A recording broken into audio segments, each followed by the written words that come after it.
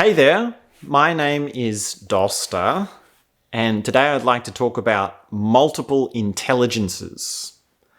So this is an idea that was put forth first by Howard Gardner, who did amazing research on multiple intelligences. So he found that intelligence was not just one thing, but multiple things. There are multiple ways in which you can be intelligent, and he called these lines of intelligence. So some of those, for example, would be cognitive intelligence, as opposed to emotional intelligence, as opposed to spatial intelligence, mathematical intelligence, existential intelligence, and self-knowledge as a kind of intelligence. Now, this is common knowledge now. This is stuff that if you're not aware of, you really do need to get up to date with. And I'm sure you've heard these ideas before. But beyond the intelligences that Howard Gardner discovered, there is a whole range of higher intelligences. There is a higher intelligence that actually begins with intelligence. When we ask ourselves, what is intelligence? How is it that we can call something intelligent or unintelligent? And we really look at not only the many textbook ways in which that has been answered, but the ways in which we can perceive it and see it for ourselves, then you see that there are many ways in which we can talk about this and we can understand this and we can experience this. So what's really interesting is getting involved in touching our higher intelligence. So let me give you a few examples of what a higher intelligence is. And this comes from intelligence. For example, silence is an intelligence. Now, of course, I don't mean knowing when to stop talking, although it could mean that. But actually, I mean silence as a depth of experience within you, right? Not talking is a kind of silence.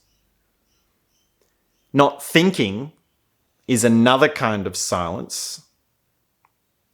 And from there, we have many gradations of depth because there can be lengths of time as to how long you're not talking or not thinking, and depths of silence as to be understanding how much of it is that you are inside of the phenomenon that's around you.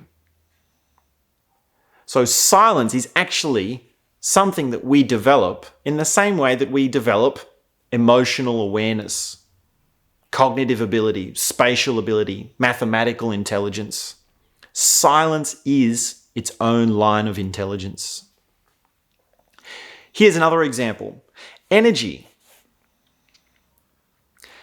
Now, of course, I don't just mean energy as in how much energy do you have to do the tasks of today and get your to-do list done, although that is actually part of energy, right?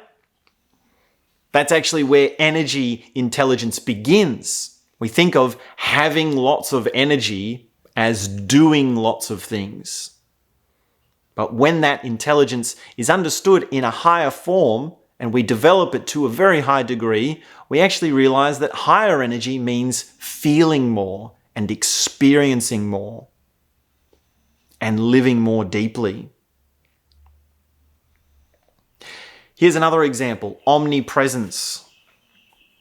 This is its own kind of intelligence.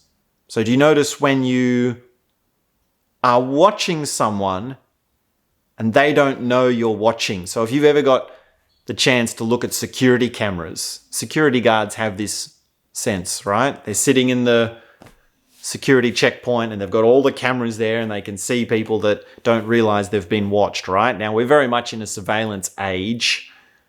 We don't need to get into that too much, but that is just a sense of omnipresence. That is actually its own intelligence. Now, you can actually do this when you think about someone.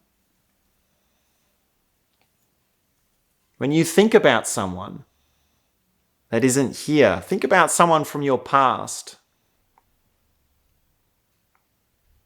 And that is the beginning, that is the morsel,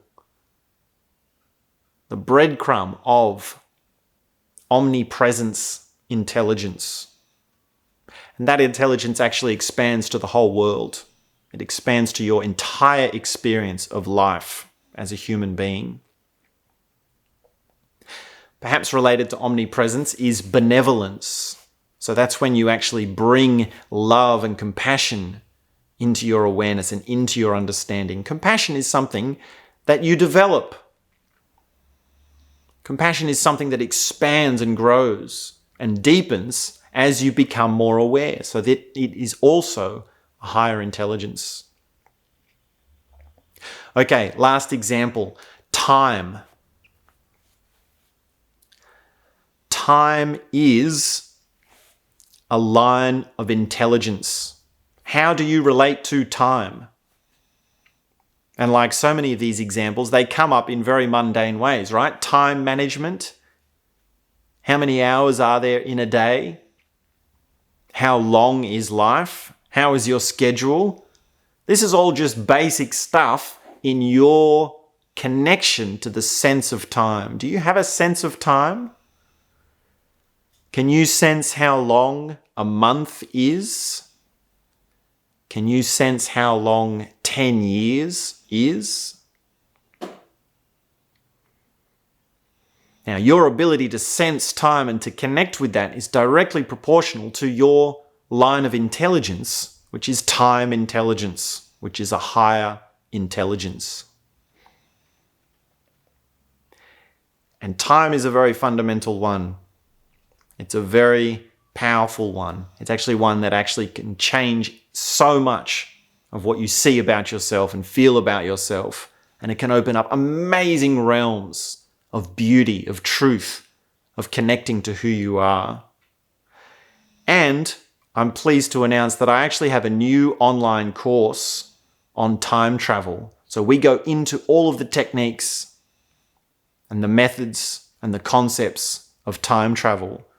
It's one of my most popular courses. It's got an average rating of 4.92 stars out of 5 stars at the time of this recording. I've got over 12,000 students on Udemy. So you can go ahead, click the link in the description of this video. You'll find the introduction to the course, free preview. We'll go through many of the concepts that you need, many of the guided meditations, many of the big ideas. There's a lot to go through. It is a long course, right? It's jam-packed full of information and concepts and ideas that you'll really love if this sort of stuff interests you. And it really gives you a taste of being in higher awareness. It really gives you a sense of what it means to develop multiple lines of intelligence that are higher intelligences, right? Your intelligence is a gift. Your awareness is the most precious thing you have. Train it, work with it, learn time travel. Follow the link in the description of this video and enroll in my course. I look forward to seeing you there.